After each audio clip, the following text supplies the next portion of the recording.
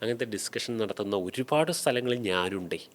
അതുകൊണ്ട് എനിക്കതറിയാം. അതിലേക്കൊന്നും ഒരുപക്ഷെ നിങ്ങളെ പലരും എത്തിപ്പെട്ടിട്ടുണ്ടാവില്ല. കാരണം ഒരു സ്ഥലത്ത് ഒതുങ്ങി നിൽക്കുവാണ്, അതിന് പ്രചാരണം കുറവാണ്. നിങ്ങളുടെ ഒരു പ്രശ്നം തുറന്നു പറയുമ്പോൾ, നിങ്ങൾ ഇന്ന് അഭിമുഖീകരിച്ച ഒരു ഇന്റർപേഴ്സണൽ റിലേഷൻഷിപ്പ് ഇഷ്യൂ ഇത് തുറന്നു പറയുമ്പോൾ നിങ്ങളെ ജഡ്ജ് ചെയ്യാതെ, അല്ലെങ്കിൽ നിന്നോടൊക്കെ അങ്ങനെ പറഞ്ഞില്ലെങ്കിലേ അത്ഭുതമുള്ളൂ, ഇങ്ങനെയൊന്നും കമൻറ്റ് പറയാതെ വൃത്തിയായിട്ട് അതിലെ ഇമോഷൻസിനെയും അതിലെ ആളുകളുടെ ബിഹേവിയേഴ്സ് പാറ്റേൺസൊക്കെ ചിന്തിച്ച് കുറച്ച് ഇൻ്റലക്ച്വലി ചിന്തിക്കുന്ന ആളുകൾ വേണം നമുക്ക്. ഈ ആളുകൾ നിങ്ങളുടെ വീട്ടിലേക്ക് നിങ്ങളെ തേടി വരില്ല, ഇവരെ നിങ്ങൾ തേടിപ്പോണം. ഇവിടെയാണ് വിഷയം. നമ്മൾ ഇത്തരത്തിലുള്ള ആളുകൾ, ഇത്തരത്തിലുള്ള ചിന്തകന്മാർ ഒക്കെ ഉള്ള സ്ഥലങ്ങളിലേക്ക് നീങ്ങിക്കൊണ്ടേയിരിക്കണം. അപ്പോൾ നമുക്ക് റെഗുലറായിട്ട് ഓപ്പൺ ടോക്സ് കിട്ടും. ഞാൻ പറയുന്നത് എന്താ അറിയോ, ഒരു പരിധിവരെയുള്ള പ്രശ്നങ്ങൾക്ക് ഓപ്പൺ ടോക്സ്, ജഡ്ജ് ചെയ്യപ്പെടാത്ത സംഭാഷണങ്ങൾ.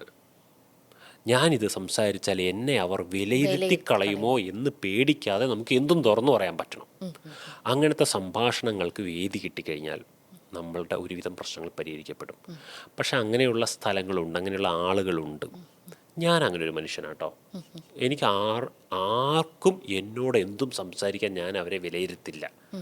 ഞാൻ എപ്പോഴും ഉദാഹരണം പറയാറുണ്ട്, ഈ നാട്ടിലെ ഏറ്റവും വലിയ ക്രൂര കൊലപാതകം ചെയ്തൊരു മനുഷ്യൻ, അല്ലെങ്കിൽ വലിയൊരു തീവ്രവാദി, ആ മനുഷ്യൻ്റെ ഒരു മാനസിക പ്രശ്നത്തിനൊരു പരിഹാരമായിട്ട് എൻ്റെ അടുത്ത് തുറന്നു പറയാൻ വന്നു കഴിഞ്ഞാൽ ഞാൻ കേൾക്കും.